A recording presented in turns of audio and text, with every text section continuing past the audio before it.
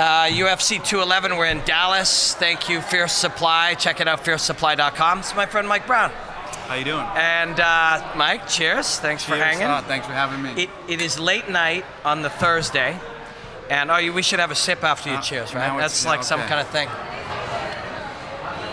It's late night on the Thursday, like it's probably Friday morning. Yeah, it's Friday morning now, and I'm tired, and all I've done is talk about fighting all day. You had 7 or 8 people cut weight today?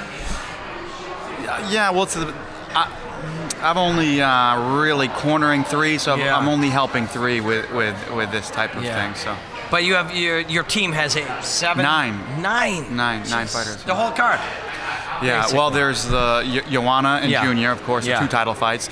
There's Dustin Poirier, there's Jorge Masvidal. Yeah. Then there's Krzysztof Jutko. Jorge Masvidal's fighting? There you go. I had no idea. Excellent breakdown. Yeah. Oh man, he is something very special. Go on. I'm sorry to interrupt. Okay, so after Krzysztof Jutko, there's Jessica Aguilar, and then after that there's Mitchell Quinones, who's making his UFC debut, but he's been ATT fighter since I think pretty much day one. His grew up in South Florida, so he's been there for a long time. And then we have there's Enrique. I forget his last name. I think he's a tough winner, and he's from Peru. Peruvian fighter. Yes.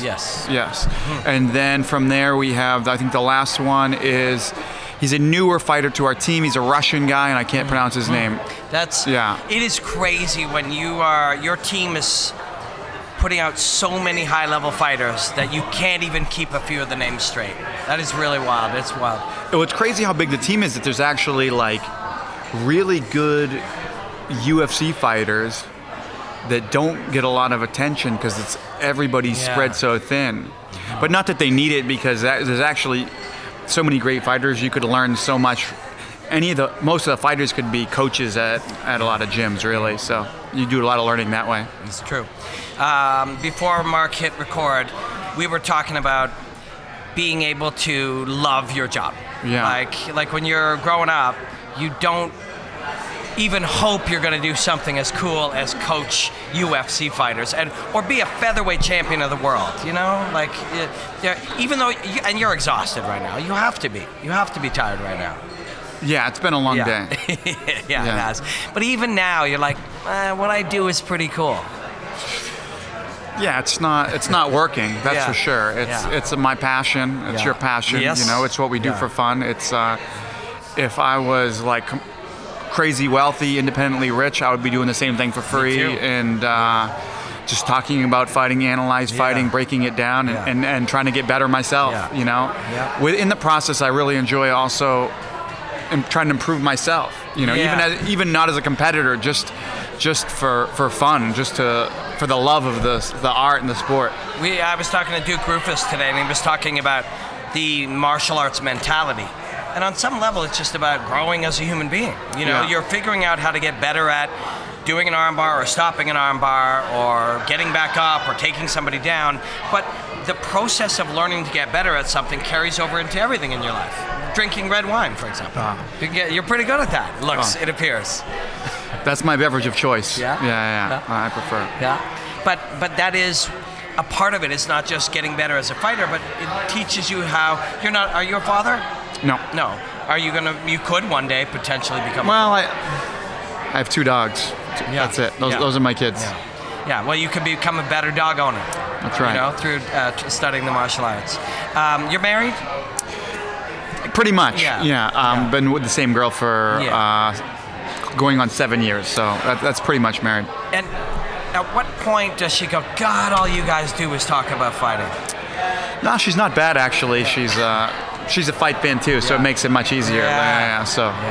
My wife is in musical theater, and so she's passionate about what she does. Yeah. And so I had to learn about Phantom of the Opera, but if I was going to learn about that, she was fucking going to learn about what happens when men fight in a cage. You know? Seems fair. Yeah, 100%. Yeah, I got kind of lucky with that, because I've had exes that really had a hard time with fights again this weekend. Yeah, right. They're on again. You know, they're on every weekend. Yeah, because now it is. You know, because I've had exercises where it grew from where the sport wasn't so popular. It was once every few months, and then it turned into like once a month, and then it was like 3 times a month, and then that got hard sometimes in relationships. But my new girl is super cool, super awesome, and new girl, 7 years. Yeah, well, I shouldn't say new girl. See, but actually you should. That's going to come across really well if she watches this. Yeah. I was going to say when, but on the off chance that she happens to watch this, she'll be like, oh, he still thinks it's new, right? You know? I guess, yeah. So, important question. Now we'll get to the important stuff. Jorge Masvidal, the greatest ever or the greatest ever? The greatest ever? Yeah. I mean, those were the only options. Yeah. But he's pretty fucking great, eh? Yeah. Awesome personality, awesome fighter, awesome dude, like awesome all around. Surprised he hasn't got the push in days past. He's a guy that's deserved it for a long time, and I think people are realizing it. I'm surprised he didn't get the mic thrown at him in the past, because he's always been different, really unique guy, and he's really this. He's such a unique dude, right? This like really urban street kid, authentically, 100% authentic. Literally, there's videos of him street fighting for cash. On the streets of Miami. This is well before he fought MMA, so it wasn't like any type of premeditated, stardom. This was just what he was doing for fun as a kid. And has the skills to back it up, and when so you see that situation, and on one hand you're like, wouldn't it be better if he got that push? I think, wouldn't it be better if that shit didn't matter at all? Like, wouldn't it be better if we just were able to look and go, this is the handful of the martial artists that are the best, the most special or the most unique. That's who we should care about, not the ones who do say a certain thing, Yeah. No, I mean, I agree. I mean, I'm just thinking that because of his skill, I would have thought that they would have wanted to talk to this guy because, he's a really great fighter. And what does he have to say? And then you would say, oh my God, he's very interesting also. This is, he's the real deal. Yeah. So, and you and I have talked about him before, and as we have a ton of your fighters and other fighters, but his wrestling and how committed he is to being able to wrestle and grapple with people is probably underappreciated. Yeah, his wrestling is top notch. I just think I saw a stat yesterday where it's takedown defense is 81%. I mean, I don't know how accurate that stuff is. It's very high. He's very good takedown defense. I don't even think there is such a thing as takedown defense. Like, it's not like football or baseball where, your team is the defenders and we are the offense. So how do you stop our run? Like, at any time when we wrestle, we're both doing whatever we want. That's true. Yeah. Do you know what I mean? Like, that's a lazy. And you said it because we all say it. I saw the statistic. Lazy concept. That's true. I didn't think about it because it maybe shouldn't even be thought of, because if you have the most amazing footwork in the world, maybe nobody even takes a shot. Exactly. There's never even a takedown attempt because of your footwork is so good. Or you look at stats, there was a period of time where Frankie Edgar was like 1 for 12 on takedown attempts. He wasn't trying to take down anybody. He was trying to make them believe he was trying to take them down so that he could strike with them. So to me, we're really behind on our ability to describe what we're seeing. I think a lot of us were lazy about it.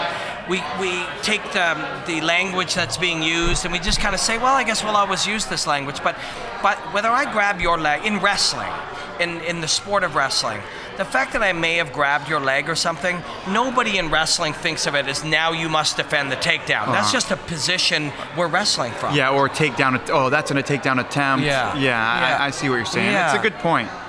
Thank you. I mean, I only threw it out there because no, I'm not judging. The statistic was thrown out, and as you break it down, it makes sense. Yeah, I think there's a lot of laziness in how, and not to a lot of people it doesn't matter. Not everybody's evangelical about fighting and the way that they view it or talk about it, but we tend to do some things and we just kind of leave the language there. But in wrestling, there's no such thing as a takedown attempt or takedown defense. The whole thing is one fluid interaction between two you people. never see any wrestling statistics like this. Yeah, exactly. Like shots finished or shots taken. Now I think about it. Yeah, because remember when a sprawl was like, we defended the takedown? In wrestling, the sprawl is the first reaction that leads to 27 other steps and reactions. Right. Or what would drive me crazy, in early MMA days, they called it all kinds of weird things. They would call it the shoot. Yeah, right. Or the tackle. There was all kinds of. If you remember, like the early extreme fighting shows, do you remember these shows with John Peretti? Yeah. With the commentary, some of it was just really bizarre. But so it was. We can look at that now and think that was really bizarre. And I think in 6 or 7 years, we should look at how we talk now and think this is really bizarre and underdeveloped. Yeah, not as extreme as it was back then. It's now the changes are more gradual and slowed down. It's still moving pretty quickly, but it's still still changing. It reminds me a lot of like the evolution of a new species, in biology. Yeah. I'm digging what you're driving.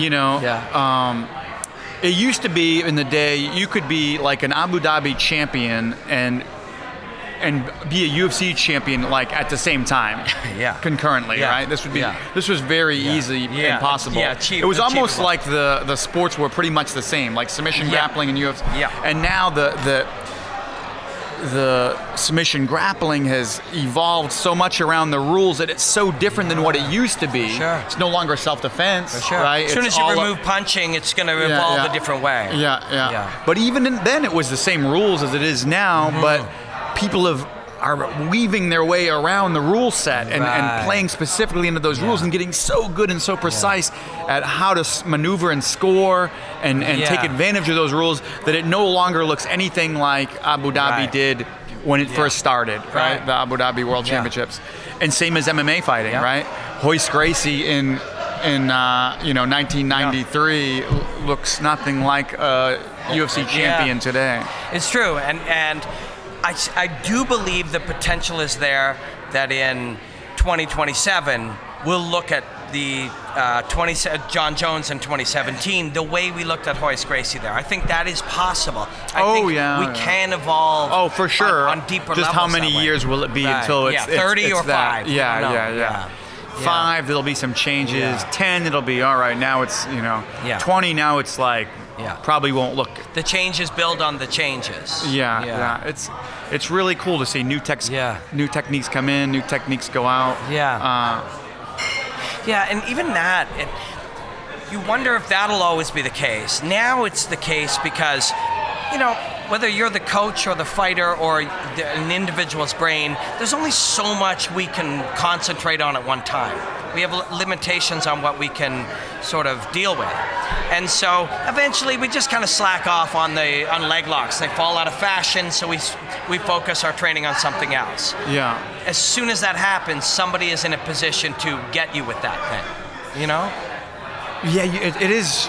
It's interesting.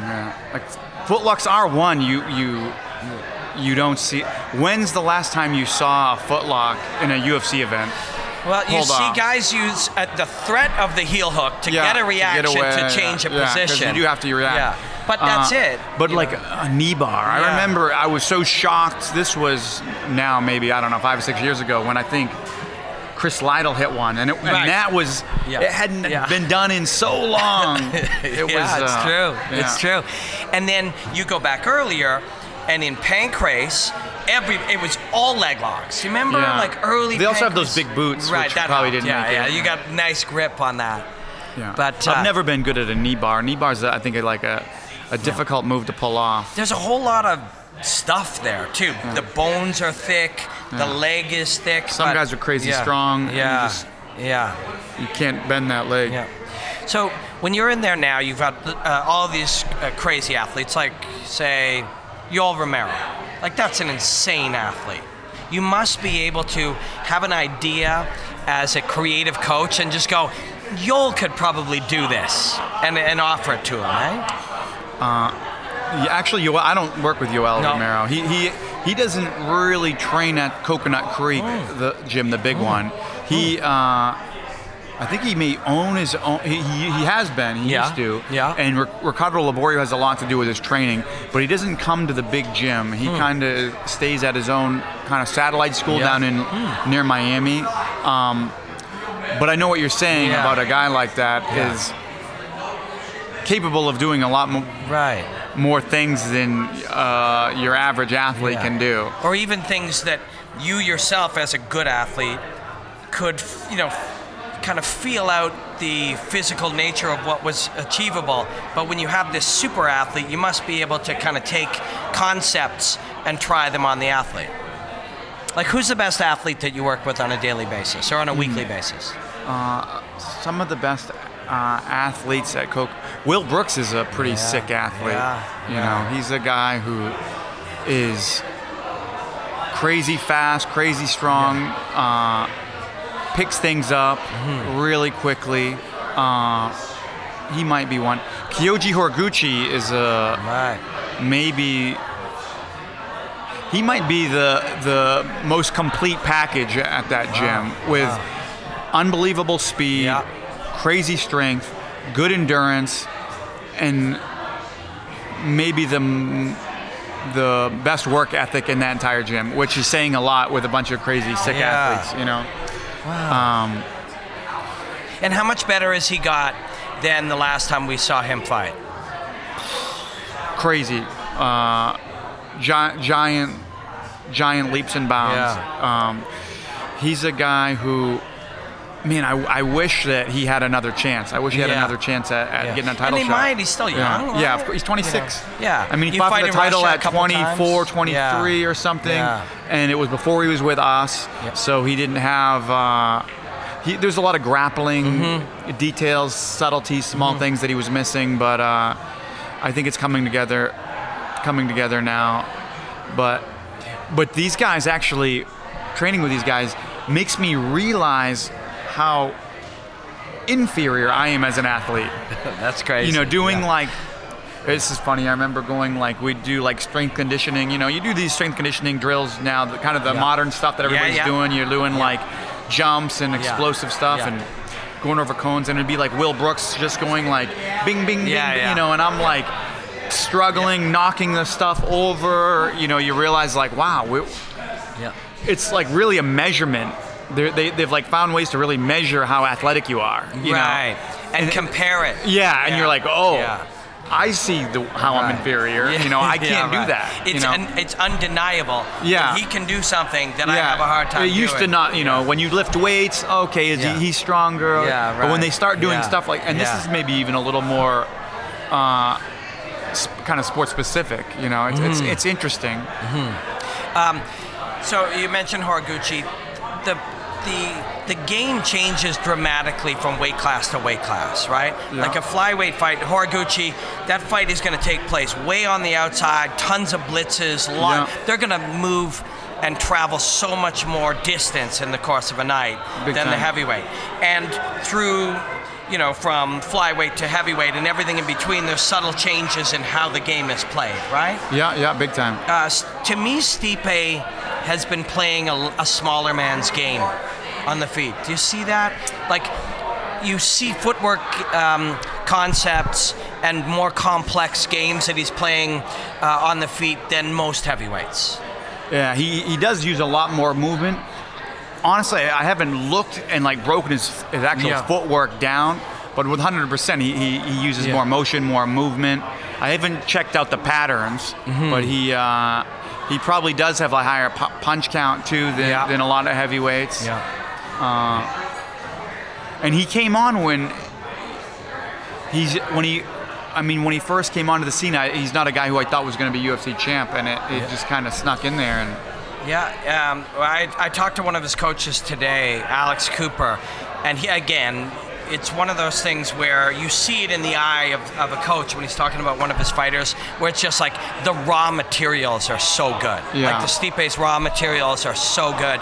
And I asked him why he thought that was, and he said that he thought it was because he had done so many different sports that he was capable of all these different types of movement and expressions. But it's an interesting thing. That does make sense. I could see it.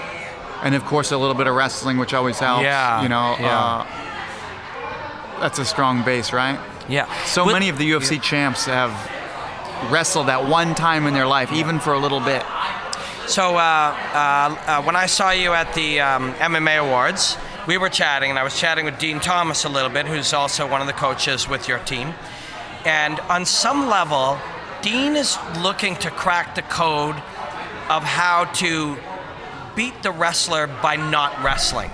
Do you think, like, it seems to me as I chat with him that he's trying to find a backdoor around winning by just being the better wrestler. Do you agree? By not being the better wrestler? If I can't be, so I'm fighting, Yoel Romero. Right. I'm not going to be able to out-wrestle him, and no matter what I do, I can't be the better wrestler. Do I just say I lose the fight? I have to find a backdoor to win this fight by not engaging in wrestling. Of course, yeah, you can do that. And it seems to me that's something that Dean wants to crack, a code that Dean seems to want to crack. There are guys that have already cracked that code. Yeah. Jose Aldo is one of them. Right. Yeah. True. He's a long-time UFC champion and had one of the best title reigns in the game and never wrestled a day in his life. Amazing hips and great striking. And so the reason I'm kind of bringing that idea up is what you're saying is true, that all of these champions, or almost all of them, wrestling was an important part of their development. Yeah. We don't have to accept that will always be true. Oh, 100%. Yeah. No, I'm just saying it helps. Yeah. That's a good it's a good base to start with. It's a good foundation. It's just not necessary. Yeah. And I think as the training techniques get better and more advanced in the future, the less that will be a factor. I agree. Because you'll have answers. In the future, we'll be so good at MMA that doing any wrestling, it will be a waste of your time. Right, and energy. Yeah, because there's too much nonsense that is not effective in fighting. But there are many parts of it, and I think also like the team camaraderie and the mental toughness that it teaches. The pushing each other, and it creates. You learn about mental toughness, I think, is maybe the biggest factor, and the balance and coordination also helps. Yeah. But of course, without a doubt, not necessary. In the future. And it's interesting to talk about the future, which we can only extrapolate because we've seen enough changes happen enough times that we know change keeps occurring in how you win fights and how you win positions and how you win conflicts. Gun to your head, if you had a kid that you could be a great fighter in the future, at 3 or 4 years old, start them in wrestling or gymnastics? Wrestling. Easy. Yeah. Because you're involving another person fighting back as one of the main. It's just more, a little more fight specific. They're both great. They're both great. For physical attributes. They're both gonna improve balance and coordination and muscle strength and all this. Physical awareness. But you're also learning a fighting skill. Right, you're fighting. I mean, if they had an MMA class for the little kid, then maybe that would be better, but let's get as close as we can, Yeah, cool. We'll wrap this up because they turned the lights on, so that's them telling us we should get out. Cool. When you're not training yourself, training fighters, talking about fighting, what do you do? I don't know. Reading books on fighting. There's no time. I love the answer, man. I love the difficulty in answering. Honestly, there's not a whole lot of time left. No. It consumes my time. It's what I enjoy.